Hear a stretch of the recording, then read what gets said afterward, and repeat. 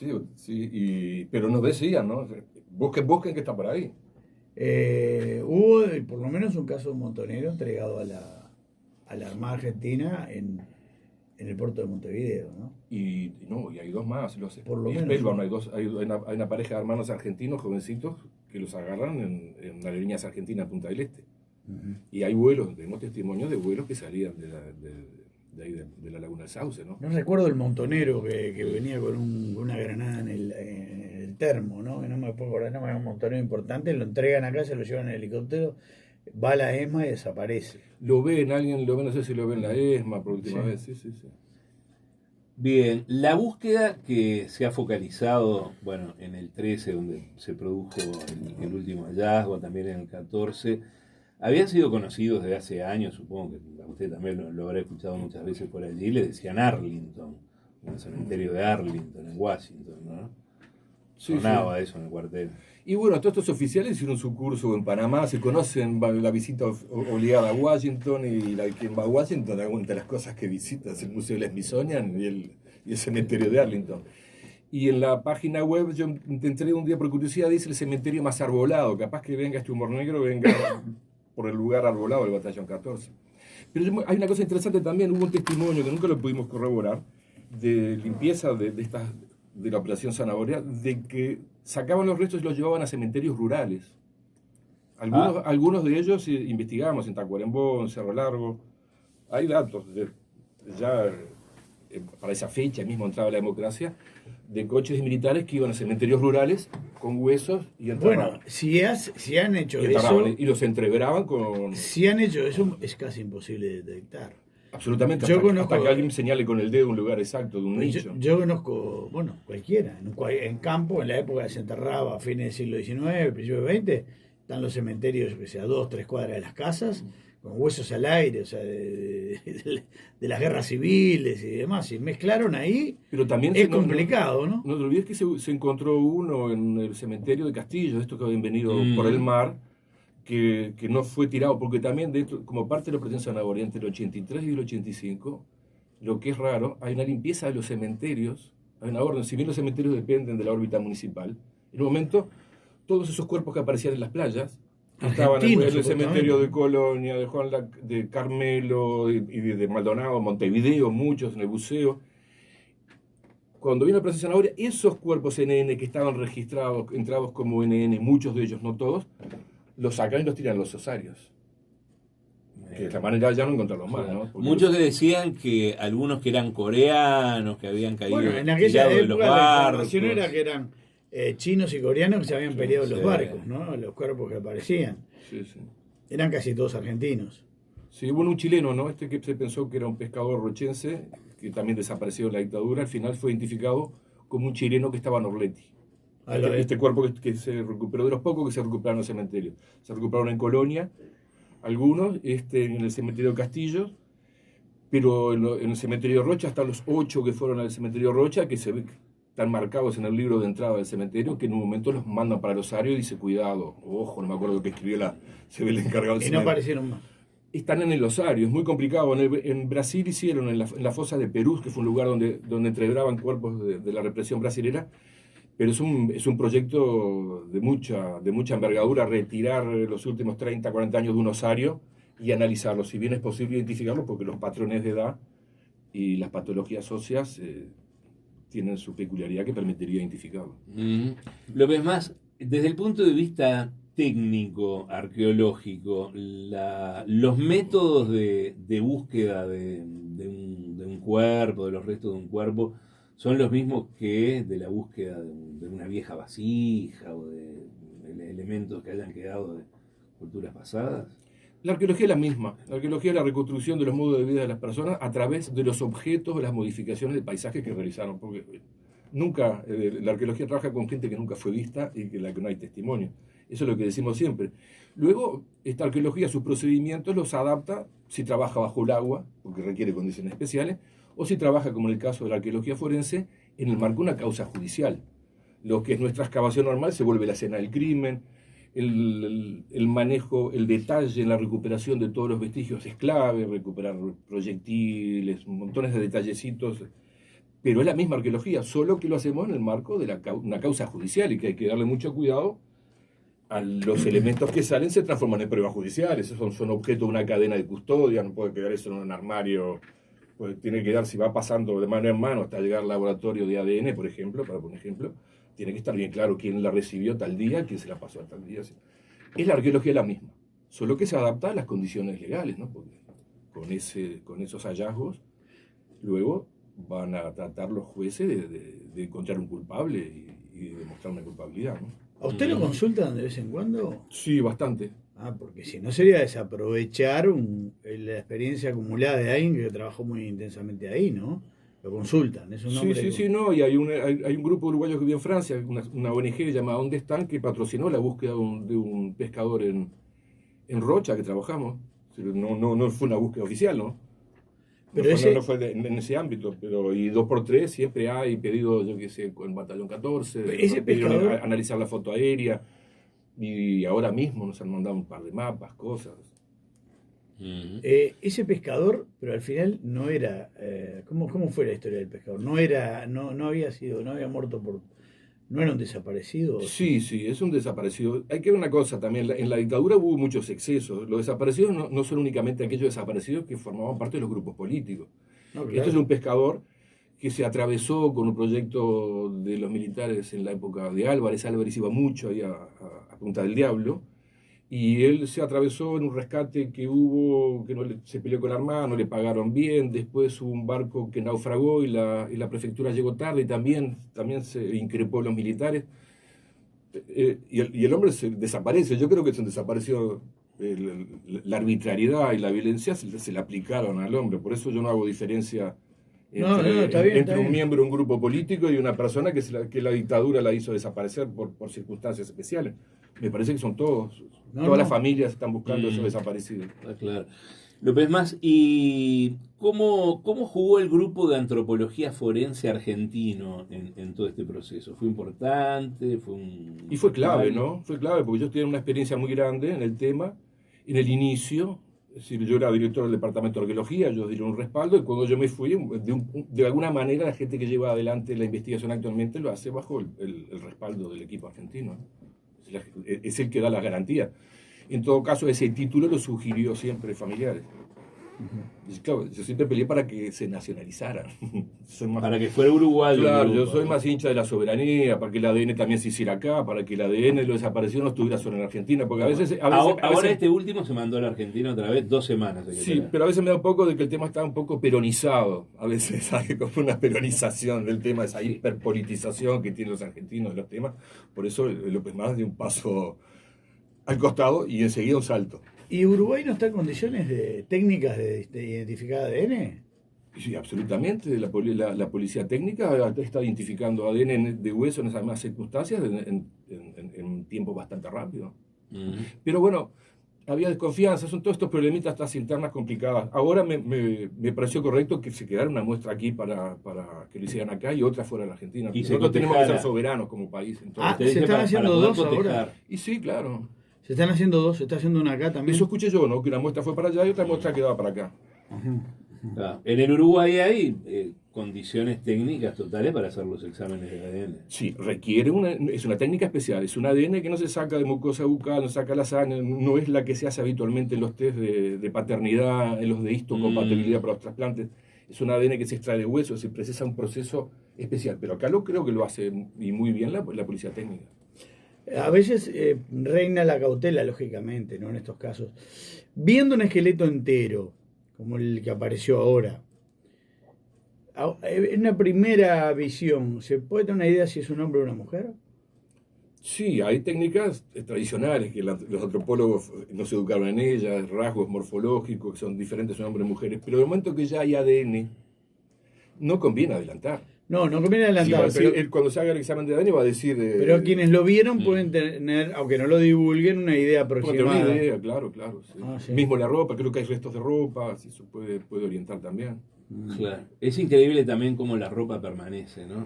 No siempre, ¿no? Porque la cal se la come, pero en este caso dicen que quedó un poco una camisa. Recuerdo en el caso de Uva Gessner, Chávez Sosa, la famosa media.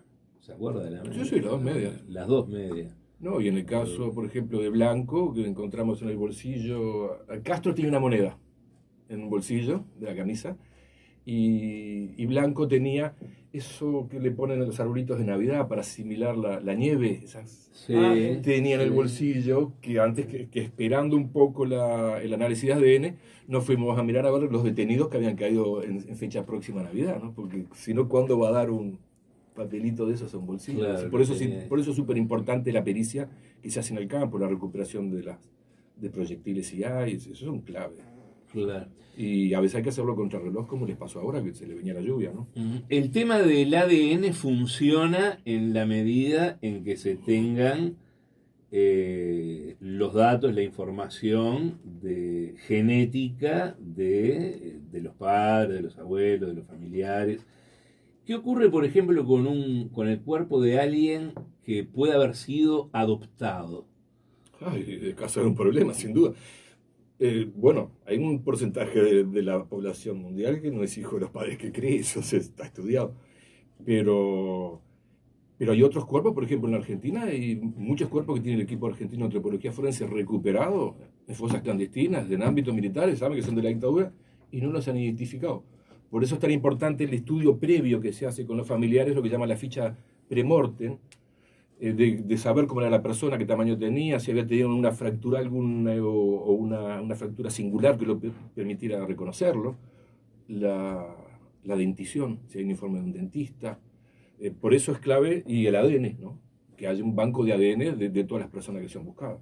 Pero eso no siempre lo pueden hacer de manera exhaustiva, ¿no? Claro, si no son hijos biológicos, O si no ahí se se presentó, complica. o hay gente muy humilde que no se presentó a denunciar sus familiares desaparecidos, porque tenía miedo.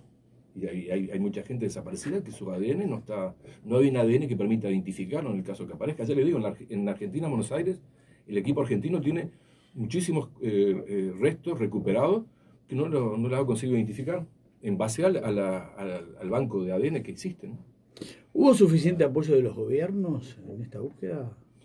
Yo siempre lo sentí, ¿no? Siempre ha habido un montón de chisporroteo con el caso de Huidobro. Yo nunca tuve problema ni con la justicia, ni con para acceder a los lugares que... Sí, que en nos general parecían. de apoyo, ¿no? Sí. No, yo qué sé, de repente tardaron mucho en vaciar uno de los galpones que yo quería excavar, y yo qué sé, se puede prestar a suspicacia, pero yo no tengo elementos para decir que hay una intencionalidad. ¿Y con Guidobro tuvo algún chisporroteo? No, al contrario, al contrario. Yo hablé con él el tema de que va a haber que levantar los pisos de algunos galpones, porque en realidad la información era muy fuerte en esa dirección. Me preguntó qué decía el juez, y el juez era Salazar en la época, que es el mismo de la causa actualmente en el que se encontró este cuerpo, creo. Y Salazar lo único que dijo, bueno, López, vamos arriba, pero el que rompe paga. Lo único que le interesaba era que... Porque pasa siempre, ¿no? Un juez ordena una pericia, y si esa pericia tiene una cuestión destructiva, el Poder Judicial no puede hacerse cargo de todas las reparaciones, pero estaba todo O sea que en bien. algunos galpones se rompió el piso y se excavó. No. ¿No? No, estuvo la autorización del juez y la autorización de Huidobro. No se acabó porque no se acabó. Pero ¿Por qué ¿por no qué se lo acabó? Yo me fui ahí. En el momento que yo me fui. Y después nunca tomar- se acabó. No, después pasaron un georradar y entendieron que lo que decía el georradar era suficiente Porque para... hay para muchos o unos cuantos testimonios. Yo he Por eso sentido mismo le testimonios decía que dicen, yo vi cuando. Sí. Por eso mismo yo entiendo que el georradar, que a veces se muestra como un aparato mágico, que no lo ves, cualquier arqueólogo viejo de experiencia le dice que no es un aparato mágico, el georradar. Pero Y se cuando buscó, tiene- ¿no? Sí, pero cuando hay testimonio de un coronel, por ejemplo, o testimonios que se repiten en esa dirección, me parece independientemente del georradar, el georradar no es suficiente para eliminar O de un las chofer. expectativas que puede generar dos tipos que dan la cara y que para señalar el lugar. Son cosas como diferentes las decisiones. Cuando se entra a un terreno, ¿cuál es el proceso? ¿Cuál es la primera máquina que entra en acción? No, hay un trabajo previo, ¿no? Ajá. ¿No? Un trabajo previo, un testimonio señala un lugar, después que señala ese lugar se va directamente a mirarlo y se empieza a trabajar con las fotos aéreas. Nosotros tenemos, el Uruguay tiene un relevamiento de foto aérea de todo el territorio del año 66, entonces partimos de un estado de la situación y después vemos cambia, para ciertas zonas tenemos fotos del 80, del 82, del 86 y vamos mirando ese lugar, las fotos aéreas y nos va mostrando cómo se fue cambiando la fisonomía, porque estos trabajos dejaron huellas. aunque siempre dejó más trabajo, más huella las máquinas que buscaron en el 83 y el 85 que los propios enterramientos, que por ahí entraban los cuerpos adentro del bosque de noche, y eso no deja. Pero la metodología de trabajo es esa, está establecida ya por comisiones internacionales, ¿no? Mirar la foto aérea en el lugar que se señala, ir acotando, y luego ir al terreno y empezar a hacer pericias directas, excavaciones, sondeos, para reconocer el subsuelo y ver la estructura que tiene, a ver si está alterado, a ver si hay otros elementos que siga llevando la investigación adelante y que ameriten operaciones de mayor resolución, excavar, abrir toda una zona, por ejemplo. Yo la semana pasada, a raíz de este nuevo hallazgo, escuchaba declaraciones de Macarena Hellman. Y ella decía, yo no voy a volver, no voy a entrar, no voy a ir al cuartel, no voy a volver a ningún lado hasta que no tenga, me aparezca algo con una certeza.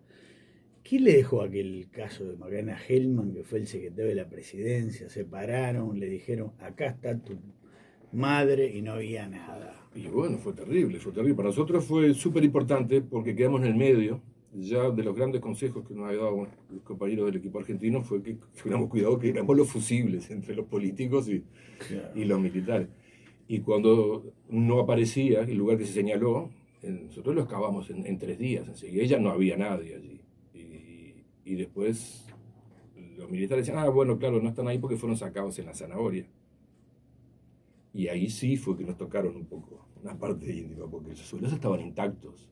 Y ahí fue que el argumento nuestro de que no podían haber estado nunca, un poco puso en evidencia que estábamos frente a un operativo de contrainteligencia. De desinformación. Claro, si tú entierras a alguien y lo sacas, no puedes reconstituir los suelos, no hay subsidio invisible. Si fue el lugar que estuvo enterrado, tiene que estar el agujero que quedó. No había rastros no de que había hubiera nada, habido estaban enteros los horizontes del suelo, por eso empezamos nosotros a trancar y nosotros tuvimos que salir diciendo, no, aquí nunca estuvo. O sea, si nunca estuvo, se empezó a agarrar cuerpo la hipótesis de que estaban mintiendo. Pero, ¿y por qué? Y que finalmente se comprobó. Claro, pero en el inicio es muy bravo. ¿Y por qué se planteó todo ese escenario, esa escenografía, yendo con Macarena, con el secretario de la presidencia? No, el presidente de la República, el comandante en jefe del ejército. Fue una decisión política, digamos, ajena a lo que ustedes le dijeron. Le hicieron una zangadilla al presidente, al jefe del ejército, ¿no? Pero no lo consultaron a ustedes. Le hicieron una zangadilla brutal. ¿Y no lo consultaron a ustedes? No, si fuimos nosotros que le dijimos, mire, cuando ellos dijeron no. Pero no está donde señalaron. Y ellos dijeron como explicación, bueno, claro, que pasa que le sacaron... No, pero digo, antes de ir, ¿no los consultaron a ustedes? De ir... Bueno, nosotros estábamos en el batallón 13, estábamos a 2 metros de Miranda. Cuando nos dijeron, no, vengan corriendo, que tenemos en el 14 mejor información, nos dijo el coronel Glodowski en la época, que era el encargado de inteligencia. No, vengan para el 14, que tenemos un dato posta. Y fue ese mamarracho, y por eso a la semana de estar en el 14 dijimos, ¿dónde estábamos parados cuando nos vino Glodowski a decirnos para ir al 14? En la cuadrícula tanto, y apareció Miranda a los 2 metros. Así claro. que acá nosotros, el gato Maula siempre jugó con el mísero ratón todo el tiempo. Sí, y acá hubo engaños, porque el mismísimo presidente de la República dijo, hay un 99% de probabilidades de que María Claudia García de Hellman esté acá abajo. Sí. ¿Se acuerdan? Una presión brutal. Estaba de visita Chávez y Vázquez nos llamó porque estaba tan convencido. Dice, está pronto, queremos ir. Cuando encuentren avisen que queremos ir con Chávez. Digo, señor presidente, sabe que es el primero que se va a enterar, usted y el juez. Pero acá parece que no hay nada. O sea, lo que llama la atención es que usted no les hayan preguntado a ustedes, ustedes que están acá, ¿les parece que puede estar acá? Capaz que lo tenía que haber hecho así, con más discreción, antes de montar toda esa escena pública, ¿no? Claro, que resultó muy dolorosa, porque para ella, se hizo silencio, rezaron en aquel momento, lloraron. Era, digamos, un momento muy, muy particular, muy desgraciado de toda esta historia, ¿no? ¿Y usted piensa que van a seguir apareciendo cuerpos? Yo creo que hay que seguir buscando, y si se busca, aumentan las probabilidades de hallazgo. Como siempre, es importante la información. Las líneas de investigación para un lugar, para otro, son fundamentales. Pero le escuché decir el otro día que hay cuerpos que nunca se van a encontrar. Y bueno, hay cuerpos que sí fueron, de estos que fueron recuperados atrás del arco de la cancha de fútbol del 13, de los 2 arcos. Los cuerpos que estaban enterrados allí, de los cuales encontramos un fragmento de radio. Ese cuerpo no sabemos. ¿Y se identificó ese fragmento de radio? No se pudo extraer de ese fragmento de radio. Y Una pena. el tema, no se supo Era, a quién era pertenecía. una persona menuda, muy menuda. En algún momento está siempre el dato de Elena Quinteros, y la característica de Elena Quinteros que es una persona menuda. Y como de la misma manera que Otermín Montedioca creo que era altísimo. Sí, datos un poco para saber la gente que se está buscando, pero no, termina aquí porque no se pudo extraer ADN. O sea que hay una parte del cuerpo que, Algunos, por lo que indica, sí hubo una operación de zanahoria, pueden haber sido destruidos, tirar un osario. o reubicados en otro lugar que consideraba más seguro. Pero también están estos vuelos, ¿no? Que son un montón de gente, ¿no? Que eso demanda un trabajo mucho más grande de ocultamiento y de hacerse esos cuerpos. Sí, sí. Ya está hablando de 25 de un saque en un solo vuelo. Y bueno, los textos los testimonios que ha recogido Roger Rodríguez, ¿no? Que lo llevaban día 5 para ejecutar, hacer cosas. Ujú. Eso hace de que los investigadores tengan que tener la expectativa de que hay un lugar, no es una fosa común o un lugar donde se realizó un ocultamiento de 25 cuerpos. Si no, es esconder uno una noche, ¿no? Claro. Lo que más, en el equipo que está trabajando ahora, entre los antropólogos y arqueólogos de la Universidad de la República, ¿hay discípulos suyos? Sí, ahí es discípulos míos, sí. Están allí. Sí, sí, claro. Esto empezó como un convenio entre la universidad y la presidencia de la República. Y como todo convenio, facilita un ámbito para enseñanzas que no siempre es fácil darlas en el aula. Así que para los estudiantes era clave y han pasado muchísimos. Pasaron alrededor de 60, 70 personas trabajando conmigo. Hoy son profesores en San Pablo, en muchísimos lugares del mundo. Gente que se formó muy bien allí. Lo que más, una polémica que estalló en los últimos días. Es verdad que el terreno donde se excavó y se encontró este cuerpo estaba marcado hace mucho tiempo, ¿no? Porque está lo de Miranda, etcétera. Pero hacía mucho tiempo que no se excavaba. ¿Qué información tiene usted? ¿Es verdad que la excavadora además empezó de nuevo el trabajo después de la denuncia de Pettinati? No, se estaba trabajando. Se ha trabajado siempre, que es un equipo que trabaja con mucha discreción. Dice que la excavadora había desaparecido, que volvió La verdad que después de la denuncia. no lo sé. Yo sé que ellos han trabajado con mucha discreción, que por ahí también alguno quería saber más información. Yo sé que trabajan y a veces no es público. Pero que hayan trabajado en función de Pettinati no creo. También me parece que es parte de las circunstancias. Una zona que estaba cautelada por la justicia desde el 2011, ¿verdad? Sí, no se olvide que es el primer lugar donde nosotros entramos, el primer lugar donde hay información, donde Mazarovich en la República, cuando van a hacer una ampliación del sistema cloacal, de bombeo o llevada de agua que llama la red, y va a pasar por ese batallón por el costado, Mazarovich saca un artículo en la República diciendo cuidado. Y allí nosotros empezamos a trabajar y juntamos las bases de datos que gentilmente nos pasó las ONG de Derechos Humanos, las comisiones del Parlamento, la de familiares, fundamental. Y ahí empezamos a ver que había testimonios de guardias que estaban de guardia y que decían que sacaban los cuerpos de la gente que se les moría en la tortura y los enterraban allí al fondo. Entonces ahí agarra el batallón 13 como lugar clave donde había bastante testimonio que señalaban la presencia de enterramiento. Quiere decir que se cautela desde el 2005. ¿Cuáles son los lugares hoy que están en esa situación? ¿El 13 y el 14? El 13 y el 14 también está en la ruta 34, lo llaman la Montañesa, la Brigada de Artillería Antiaérea número 1, que es clave esa también porque es una estancia que se la ganó el ejército de los Tupamaros, y en antiaérea estaba Silveira y estaba Gabazo. Y allí también ¿Eso hay dónde es? ¿En muchísimo. Maldonado? Es la ruta 34, es saliendo de Pando, cuando se hace ese bypass para entrar a la ruta, a la interbalnearia. Sí. Es esa ruta que hay allí. Y allí hubo muchísimo movimiento de tierra y muchísimos testimonios que hubo gente enterrada. También encontramos nosotros marcas de desenterramiento en los lugares que fueron señalados. Y hay otros lugares también. Que pasa que son 11, 12 años de represión, y a lo largo de esos 11, 12 años operaron diferentes grupos con diferentes metodologías y que resolvieron ese problema de ocultamiento de los cuerpos de diferentes formas. Claro. Pequeños grupos que actuarían, supongo, cierta autonomía, además. Eso es lo que nos Encárguense, pero no quiero ni saber cómo fue, supongo. imaginamos, ¿no? Un jefe diría eso, ¿no? Sí, y por eso se resisten tanto también cuando Medina dice que quiso hacer un estado de los enterramientos y no le entregaban información. Lo que más, usted decía que entre los cuerpos que se encontraron, varios estaban con ropas, que tenían prendas todavía de vestir. Es decir, que habrían sido enterrados así como se murieron. Sí, algunos sí, pero no te olvides de que también en la tortura la gente iba desnuda, ¿no? Las ropas también puede ser que no sean de ellos. Los expresos dicen que también que después que los torturaban, cuando los recuperaban desnudos, le decían agarren, ropa. No, había una montaña de ropa y le decían vístanse, agarren algo allí, vístanse. Claro, es decir que podría el dato ser, allí hay que tomarlo con pinzas, el de las prendas de vestir. Sí. El definitivo será absolutamente, por eso siempre los técnicos se resisten, existiendo un ADN que tiene una resolución tan grande, a adelantar nada.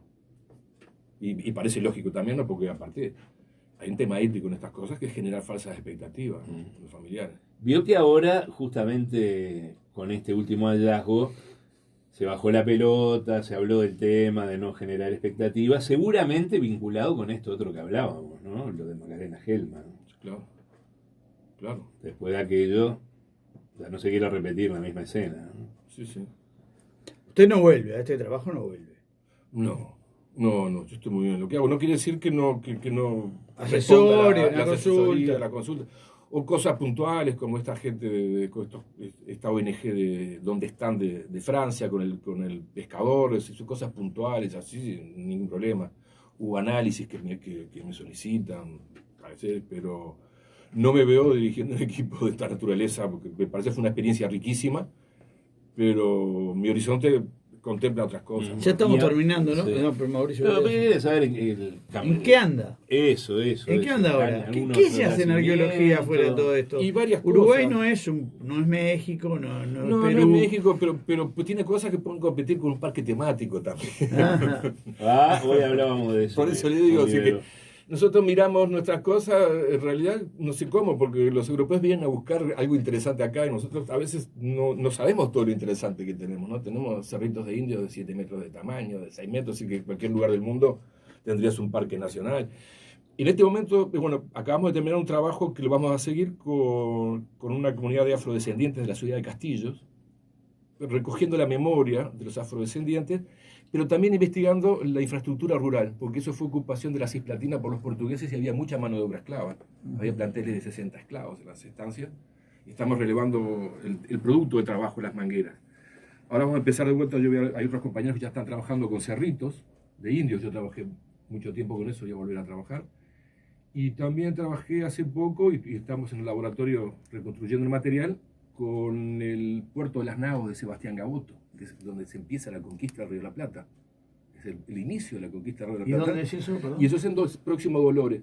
Y después, ya en 1800, había españoles que estaban buscando un lugar porque ya era legendario. En 1800, el Ollarvide, el piloto que el barco nuestro lleva el nombre, fue a buscar porque consideraba ya en 1800 que era un lugar emblemático porque había empezado la conquista del Río de la Plata allí.